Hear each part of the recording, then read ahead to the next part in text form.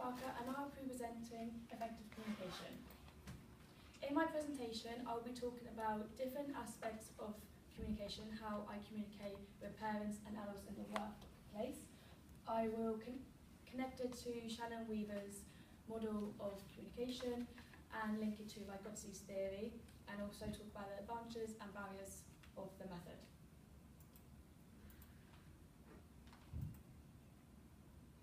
One of the key principles, I think, in effective communication is establishing a relationship with the parents, because every relationship is built on trust. The Common Core says it is key to establishing and maintaining relationships and is an active process. It is by having a relationship, it's really important that parents understand what you're saying and you understand what they're saying, so you're on the same level, which brings me to my next point of a partnership participation. By having the understanding of parents, they feel included, and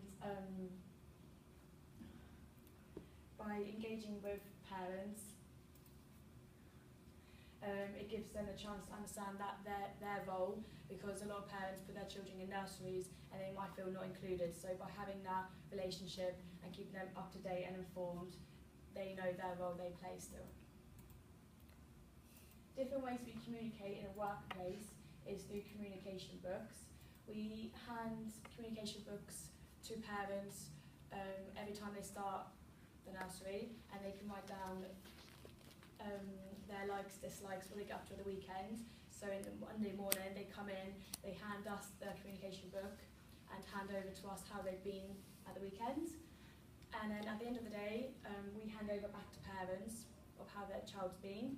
And if English is second language, we have handover sheets. For example, we have a little boy whose grandmother does not speak a word of English, so she doesn't understand. So we give her the sheet, we use body language and gestures to say that he's had a really good day. And she can take that form home to show their parents that he's been fine. We use tapestry, so we observe the children throughout the day, upload them online, and parents can comment, and even upload their own when they're at home. We send out emails and letters of upcoming dates, and which includes information that they need to know, as well as phone calls. For example, if their child's not very well throughout the day, then we give them a little call, see if they can have some carpal or if they need to be picked up.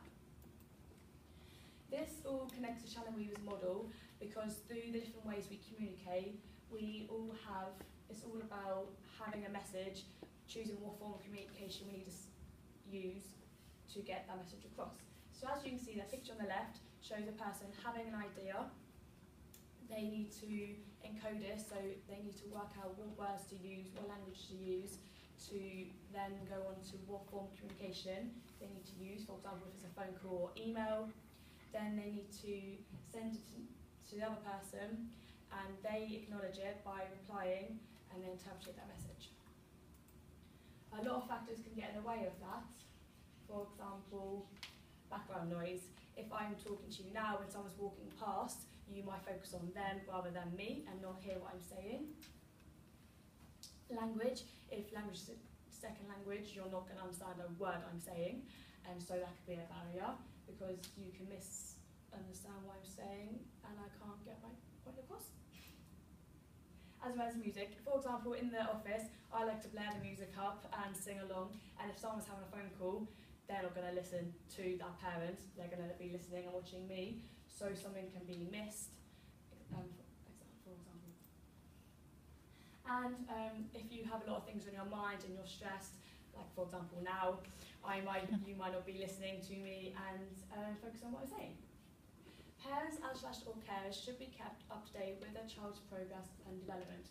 Practitioners should address any learning and development needs in partnership with parents and/or carers and any relevant professionals.